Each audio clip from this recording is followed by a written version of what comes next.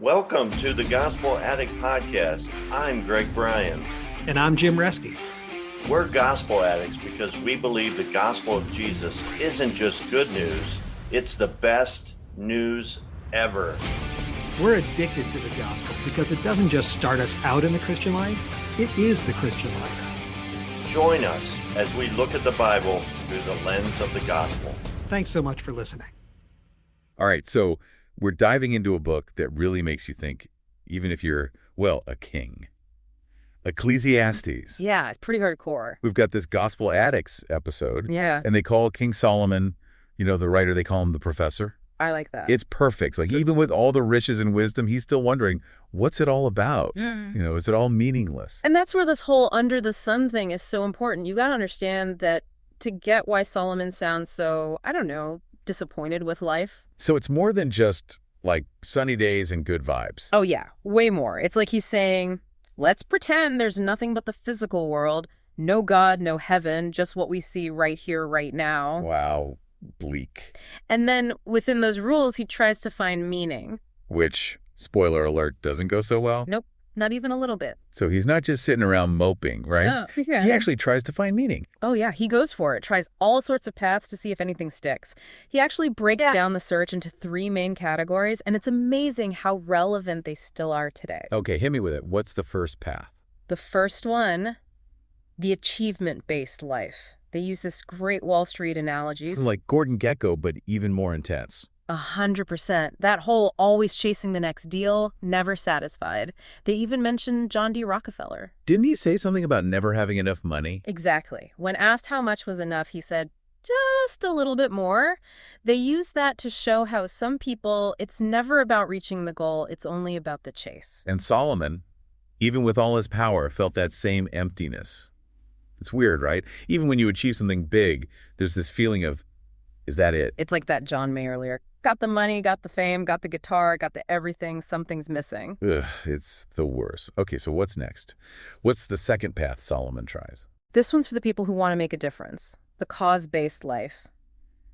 Picture Washington, D.C., everyone fighting for something. I'm picturing it. And they had this hilarious example, the National Can Association. Wait, hold on. There's a whole group for .cans. Right. Apparently it's cans over bottles all the way. They even interviewed someone from the association. No way. And even though she admitted it was a little silly, she was still passionate about her work. That's kind of beautiful. It just shows how we can find purpose in fighting for something, even if it seems small. But here's the thing. Solomon's saying even the biggest, most world-changing cause, it's still not enough. Because he's trapped in that under-the-sun thinking. Exactly. He's saying even if you change the world, you can't escape time and death. Everything fades. Everything. No matter what impact we have, it gets passed on. Heavy stuff. Okay, so 2 paths down. Ambition and idealism. What's the last one? The final door to meaning. This is the fun one. Pleasure. Think LA, good food, sunshine, living in the moment. Sounds nice. And Solomon, being Solomon, went all out. The best food, wine, whatever he wanted. Living the dream. Did it work, though? So did he find happiness just soaking it all in? This is where it gets really interesting. The podcast hosts, they point out this thing.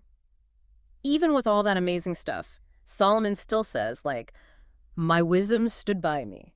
Okay, like his conscience was still there. Yeah, like a little voice saying, really, this is it. He couldn't escape that feeling of, like something was missing, no matter how good the wine was. Wow, so even pure pleasure couldn't fix it? He hit a wall every time. Achievement, purpose, even just having fun. Is Ecclesiastes just like a downer? That's what makes the ending so powerful. Right when you think it's all hopeless, bam, this unexpected turn. Don't leave me hanging. What's the twist? It gets super Christian. Whoa, really? Yeah. I mean, I know it's in the Bible, but this whole under the sun thing, it feels almost like anti-religion. Right. But the podcast connects it to the gospel message. They say, yeah, nothing in this world can truly satisfy us, but there's a deeper meaning we can find through God. So it's like Solomon's missing a whole dimension because of those under the sun blinders. Exactly. And they talk about these 2 big ideas, standing and substitution. Okay, now you have to explain those. All right, so standing, that's about what we're worth to God. It means we're already loved and accepted, no strings attached, not because of what we do, but just because we are. Powerful stuff. We don't have to prove anything. We're already enough. Exactly. But then what about when we mess up? That's where substitution comes in. All right, lay it on me. It means that Jesus, his sacrifice, it covers all our mistakes, our failures, everything. We don't have to be perfect because he already was. Man, that takes the pressure off. But then if we're not always trying to achieve or prove ourselves, what's the point? That's the beautiful part. They're saying now you're free. Free to actually enjoy life, to find joy in the little things without feeling guilty. Like that image they used with the ice cream cone? Yes. They even quoted Ecclesiastes. Go, eat your bread with enjoyment and drink your wine with a merry heart, for God has already approved what you do. It's like savor it all. Your worth isn't tied to any of it. So you can still have the good stuff, but you're not looking to it to like fill a hole in your soul. Exactly. And it's not just about pleasure. It's about approaching everything with that same freedom. Work, relationships, even like fighting for those cans? Yes. It's not about being passive. It's about a shift in perspective. You can still have goals and passions, but you're doing it from a place of wholeness because you know you're already complete. Whoa, that changes everything. But they didn't just stop there, right? There's that whole fear God thing at the end. You're right. That's the last piece of the puzzle. And honestly, that phrase always kind of freaks me out. Fear God sounds intense. It does, right. But they explained it so well.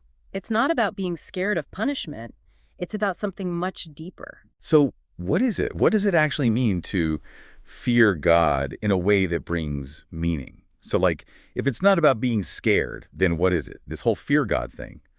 How does that bring meaning to life when it feels kind of pointless anyway? They called it like a deep reverence.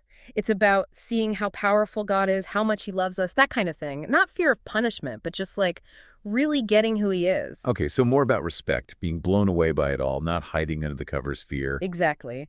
And they said that's how we break free from the feeling of meaninglessness that Solomon's talking about. When we get God's love, when we try to live his way, it gives our lives, I don't know, a purpose. We're not just drifting along anymore. We're connected to something bigger. That's a good way to put it. And they made a point that this isn't automatic. It's a choice, you know? Right. Every day, how we work, how we treat people, even just relaxing. So even grabbing that ice cream cone can be part of that. Living with intention. Totally. It's about realizing our choices matter, they have meaning, because it all goes back to something way bigger than us. Wow. It all connects, huh? Standing, substitution, now this. It all fits together. We're loved no matter what, and because of Jesus, we're free to really live. That's the message. It's a lot to take in, but it's exciting too. But they reminded us, even Solomon, the wisest dude ever, he still wrestled with these questions. It's a journey, right? For sure. Ecclesiastes doesn't give you all the answers. It makes you think, makes you struggle. But then there's that hope that there's more beyond just this world. And that more is that crazy love from God, which, speaking of, they brought up Song of Solomon. Right, total curveball. From life is meaningless to love poems. Wild. But it kind of makes sense, right? If Ecclesiastes is about searching for meaning when everything feels empty, Song of Solomon is like the opposite. It's with this huge, passionate love, God's love. Exactly. And they said just thinking about that kind of love, the kind that leaps off the page, it can change you. It's not just in your head anymore, it's in your heart. It's like that love is what's missing. When we're stuck in that under the sun view, it's what makes everything brighter, deeper, more meaningful. It's about feeling that love everywhere. In the boring stuff, in the amazing stuff, everywhere. This has been incredible. So we started with King Solomon, our wise professor, trying to figure out life.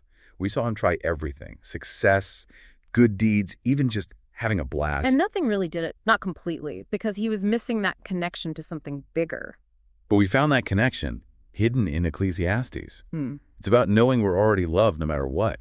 We don't have to earn it because of what Jesus did. And that frees us up to really live, to find joy, to have goals, but not because we're trying to fill a hole in our souls, because that hole's already filled. By that incredible never-ending love.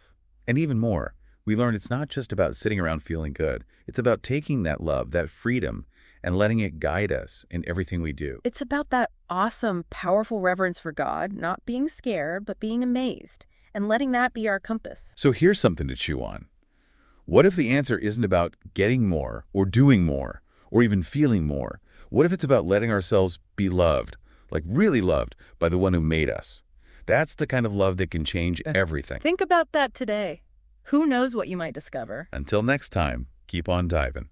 Thanks for listening to this episode of the Gospel Addict podcast. Feel free to contact us via email at gospeladdictpodcast@gmail.com. Stay tuned for our next episode, and remember, on your worst days, you're never beyond the reach of God's grace, and on your best days, you're never beyond the need of God's grace. See you next time.